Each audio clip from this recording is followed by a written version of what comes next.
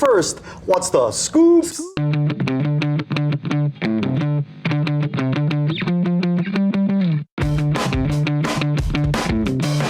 We gotta do that again. But Sorry, first, I was a little bit late. What's the Scoops? There you go. All right, it's Wednesday, and as we continue our celebration of Mahina, olelo, Hawai'i Hawaiian Language Month, we welcome back our in-house Kumu Kawaikapuokalani Hewett. Aloha, Kumu. Aloha mai. Oh, so good to see all of us feeling better than we were last week. Hey, Kumu, you've earned so many titles, of course, Kumu being one of them, Tutu, Loyal Hula, Doctor, I mean, as well as Hakumele. Yes. Can you define that for us? What does Hakumele mean? So the hakumele is that person that has been trained to weave the song or the poem. Now remember, haku, like the word hakule, is to weave a lei of leaves, maybe flowers or leaves and flowers. Well, the hakumele is that trained person that weaves, like the word intend, haku, to braid, 3-ply. You're going to weave your enlightenment, your intelligence, and your skill as you bring together words to create mele or poetry. Always remembering ika olelo keola, ika olelo kamake, how you use these words and the intent of those words is going to bring an existence, although intangible, something will be created as you use those words. Now, you have the words, you have the sound of the words, you have how you weave them together, you have the translation of those words, but you also have kauna. Kauna is the hidden part of the mele that has been woven into the mele by the hakumele or the composer.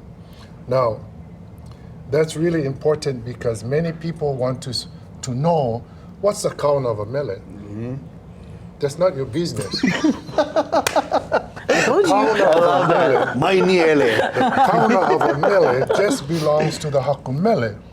Now, and also remember this now, the hakumele has been trained to do this by very enlightened people.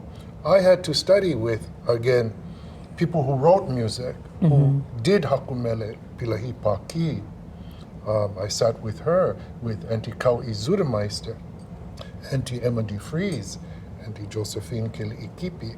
I sat with many, many people who had this kind of knowledge of hakumele. I never go, you hate. I sat at the feet of these kupuna to listen to their stories, to know and understand.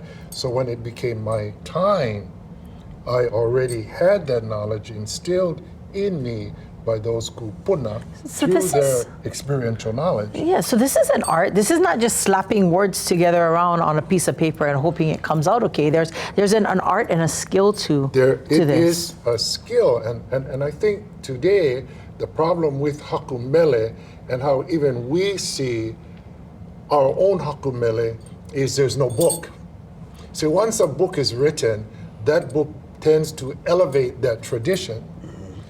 The hakumele, or the tradition of hakumele, songwriting, poetry, needs to be uplifted, because when you think poetry, you're thinking American poetry.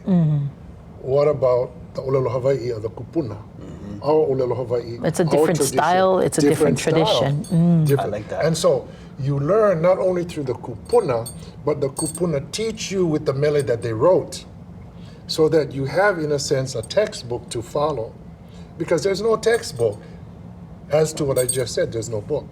So what happens is the kupuna sit and they talk to you with their mele, explain to you their mele, what their tradition, technique, and skill was, and through that process you learn to do hakumele.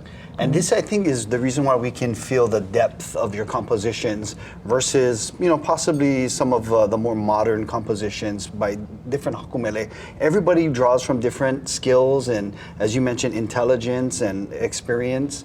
But again, we can feel the depth of your compositions, and we're going to talk some more story. Maybe we'll go delve a little bit more into kauna and what inspires you. But before we do that, because we got our in-house Kumu has so much ike to share. But we're going to take a look at some of our top headlines with our Leui Kaholokula, by the way, who is a mo'opuna of a great hakumele, Yes. Jimmy Kaholokula, who composed the classic Po Olelo, right? Olelo, And yes. so many more. So Leui Kaholokula joins us right now with our top stories. Hi, sis.